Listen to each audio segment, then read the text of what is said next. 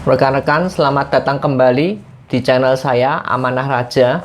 Kali ini masih membahas 7 rahasia orang terkaya di dunia. Untuk rahasia ke-6, yaitu hidup hemat. Saya sendiri lebih suka mengatakan istilah sederhana ya, hidup sederhana daripada hidup hemat. Karena kalau hidup hemat ini kesannya tidak punya uang ya. Berhemat-hemat karena nggak punya uang. Sedangkan kita ini hidupnya berkelimpahan. Karena kita punya hidup berkelimpahan, maka kita tidak berhemat-hemat tetapi memilih hidup sederhana. Lanjut ke pembahasan, bagaimana orang bisa memperoleh uang untuk menabung dan berinvestasi. Ada beberapa cara. Yang pertama itu menurunkan gaya hidup. Yang kedua adalah meningkatkan pendapatan. Yang ketiga mengubah aset menjadi modal. Dan keempat, nego dengan kreditor kalau punya hutang. Menurunkan gaya hidup itu bisa dengan cara mengurangi belanja, tidak berbelanja kecuali yang betul-betul perlu dan dibutuhkan, tidak membeli barang yang harganya terlalu tinggi. Lalu selanjutnya, meningkatkan pendapatan, mengubah aset menjadi modal. Mengubah aset menjadi modal ini adalah dengan cara melihat barang-barang yang tidak digunakan dalam waktu lama dan memang bisa dijual saja supaya jadi modal baru. Lalu selanjutnya, nego dengan kreditor. Nah, nego dengan kreditor ini kalau kita punya hutang, semisal kita punya hutang dengan cicilan 30% sebulan, kita bisa nego jadi 20% sebulan atau 10% sebulan. Itu sudah lumayan membantu. Lalu selanjutnya adalah masalah dalam mengawali.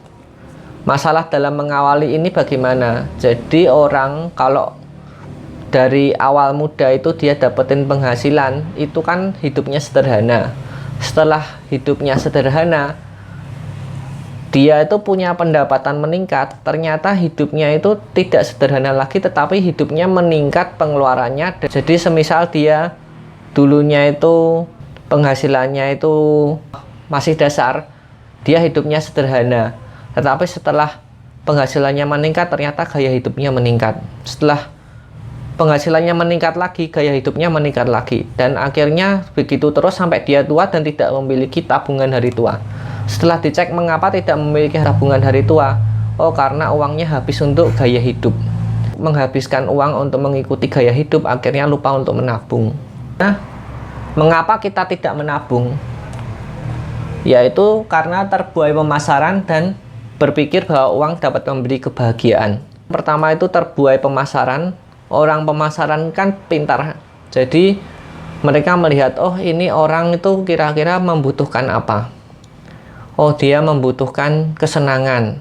Oh dia membutuhkan kebahagiaan. Dia membutuhkan gengsi. Dia membutuhkan prestis.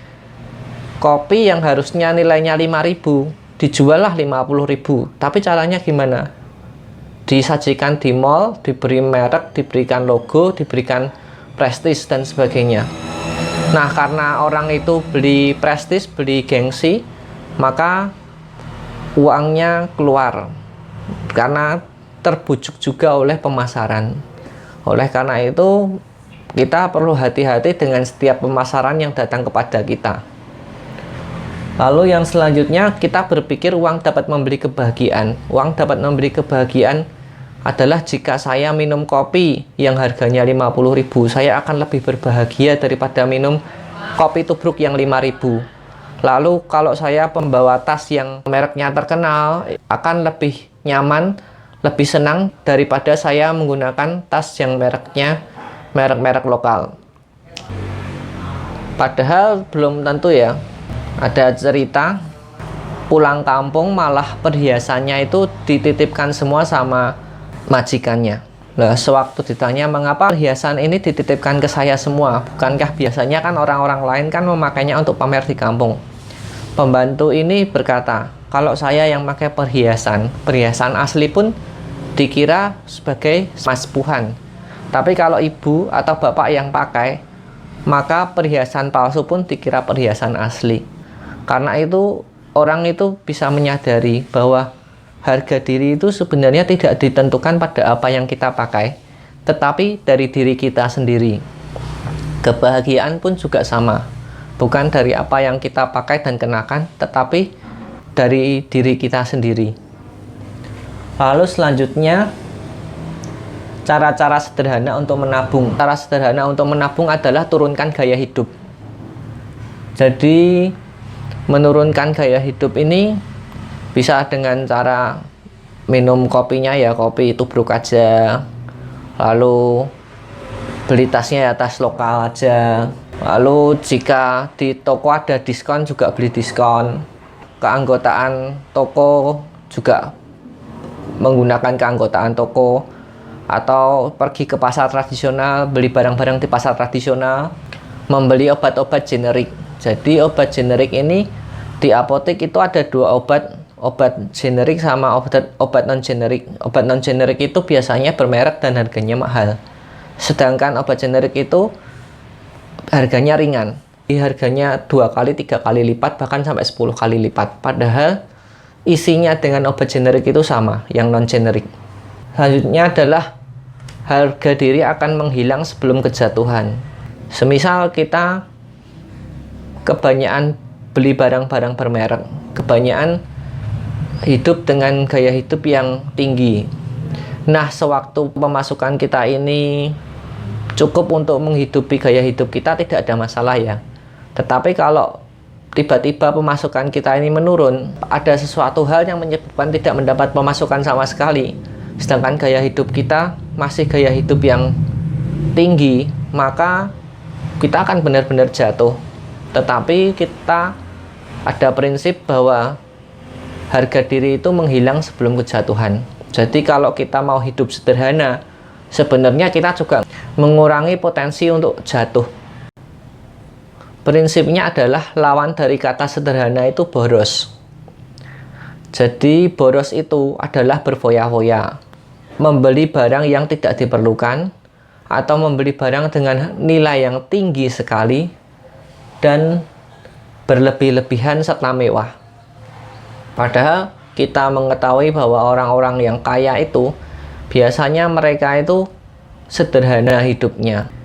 Kalau misal dilihat itu orang-orang yang sudah biasa kaya, sudah orang kaya lama, itu biasanya hidupnya malah sederhana-sederhana. Naik bis, naik angkota. Tetapi orang kaya yang baru biasanya malah beli BMW, beli mobil mewah dan sebagainya dan sebagainya. Kekayaan itu didapat dari kerja keras, tekun, dan disiplin. Dan mempertahankan kekayaan itu juga sama, kerja keras, tekun, dan disiplin juga. Dalam hal ini, menabung dan berinvestasi memberikan kebahagiaan yang lebih besar daripada menghabiskan uang, membelanjakannya untuk gengsi dan perasaan-perasaan tertentu yang kita merasa baik di dalamnya. Jadi jika suatu waktu kita bisa berbagi dengan sesama, memiliki dana pensiun yang cukup, memiliki investasi dan memiliki dana untuk anak, dana untuk keluarga, dan kita mengetahui bahwa apa yang kita tabung dan investasikan itu bisa digunakan untuk hidup-hidup selanjutnya. Waktu kita di hidup selanjutnya, kita melihat itu adalah tabungan dari masa lalu kita yang menabung untuk kita sampai kita sekarang ini, maka kita merasa berbahagia, kita merasa bersyukur. Karena itu hiduplah sederhana agar bisa memberi lebih, menabung lebih, menginvestasikan lebih, dan lebih berbahagia. Demikian dari saya, semoga bermanfaat. Jika bermanfaat, jangan lupa like dan subscribe channel ini. Terima kasih banyak.